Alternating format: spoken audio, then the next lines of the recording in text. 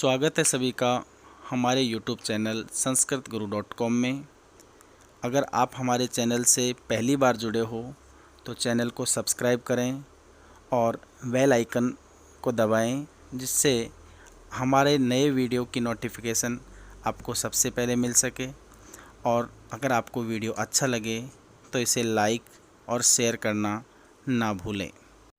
छंदमाला की इस कड़ी में आज का हमारा छंद है मंदाक्रांता, जिसका लक्षण है मंदाक्रांता अंबुदी रस नगई मोर धनौतु गयुग्म।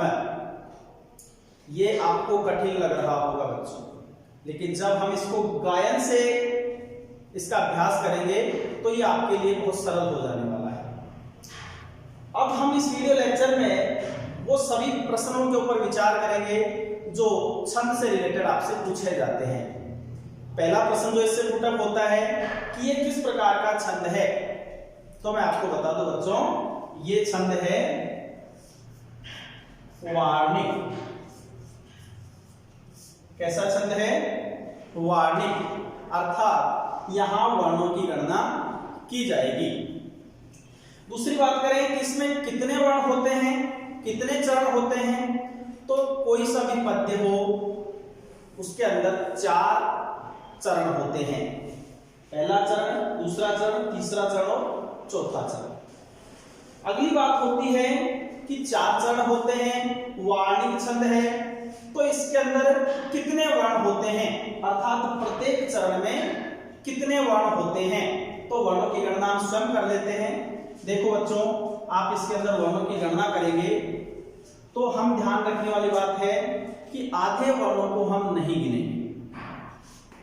1 2 3 4 5 6 7 8 9 10 11 12 13 14 15 16 और 17, यानी कि एक चरण के अंदर कितने वर्ण हुए बच्चों? 17 वर्ण हुए। एक चरण में 17 वर्ण हुए। और चरण होते कितने हैं? 4 चरण होते हैं, तो 4 चरण में कितने हो जाएंगे? 68। ठीक है। अब हम बात करें जो इस प्रश्न में, जो इससे प्रश्न पूछे जाते हैं, उसका अगली कड़ी होती है वो है यति। यति का मतलब होता है बच्चों रुकना। कहां कहां हमें हल्का सा विराम लेके चलना होता है। तो यहां देखो आप, यहां, यहां और अंत में 3 जगह इसमें यति लगी हुई है। हम इस बात को बेहतर तरीके से इस लक्षण के द्वारा समझेंगे। सबसे पहले इस लक्षण का एक बार हम गायन करते हैं और फिर बाद में हम इसके उदाहरण के ऊपर चलेंगे, तब इसका पुनः एक बार अभ्यास करेंगे। इसका लक्षण जो है हम किस तरीके से गाते हैं बच्चों? मंदाक्रांता अंबुदी रस नगई मोर धनौतु गयुग्म। मंदाक्रांता अंबुदी रस नगई मोर धनौतु गयुग्म। इस तरीके से इसका आप अभ्यास कर सकते हैं। देखो बच्चों, जब हमने इसको अभी गायन किया तो हमने इसको 3 टुकड़ों में तोड़ा है। सबसे पहला इसका जो खंड किया है वो क्या है? मंदाक्रांता। यहां हम रुके हैं, यानी कि हमारा पहला विराम, पहली यति कहां लगी है? यहां। अंबुदी रस नगई, फिर दूसरा विराम हमने यहां लिया है, और तीसरा विराम हम ले रहे हैं इस चरण के अंत में, मोर धनौतु गयुग्म। ठीक है। तो यति कहां कहां हुई? यहां, यहां और अंत में। अब वर्ण गिनते हैं कि कितने कितने वर्णों के अंतर पर यति हुई है। 1 2 3 4, अर्थात पहली यति कहां है बच्चों? 4 वर्णों के बाद में। फिर उसके बाद में 1 2 3 4 5 और 6। दूसरी यति होगी 6, 4 6, और उसके बाद के जो वर्ण हैं 17 वर्ण है, तो 10 पूरे हो गए, तो कितने बचे? 7। यानी कि मंदाक्रांता छंद में 4, 6 और 7 पर क्या होती है बच्चों, यति होती है प्रत्येक चरण के अंदर। अब आप ये भी प्रश्न पूछ सकते हैं कि सर ये कहाँ लिखा है, इसमें इस लक्षण में कहीं ये बात लिखी है क्या? हाँ लिखी है। कहाँ लिखी है? तो बच्चों देखो यहाँ लिखा हुआ है अम्बुधि। अम्बुधि का मतलब होता है महासागर या बड़े समुद्र, जिनकी संख्या हमारे शास्त्रों में 4 बताई है। तो अम्बुधि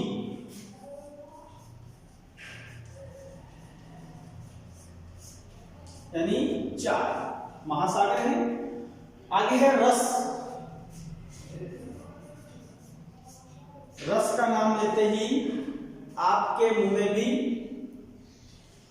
पानी आ गया होगा कि शायद कोई गन्ने के रस की बात कर रहे होंगे सर, या कोई और रस की बात कर रहे होंगे।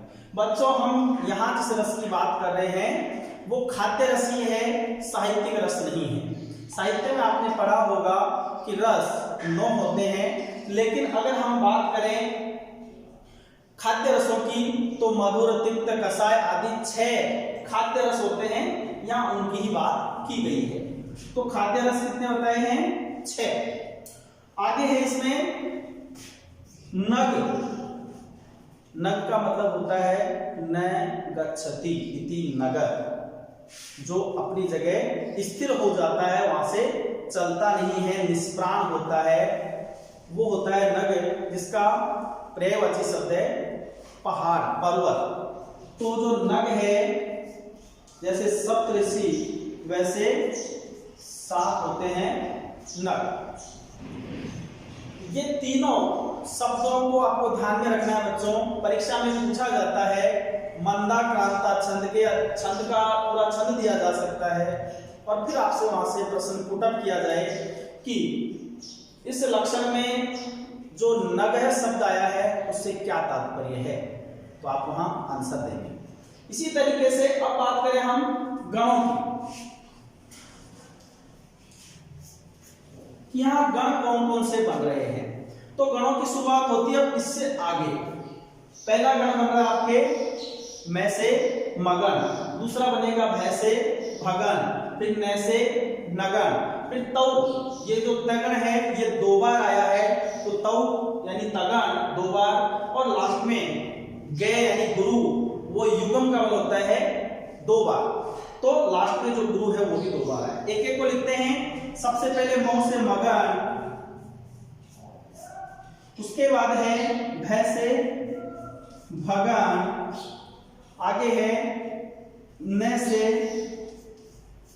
नगन, तै से तगन 2 बार है, और लास्ट में गुरु जो है वो 2 बार है।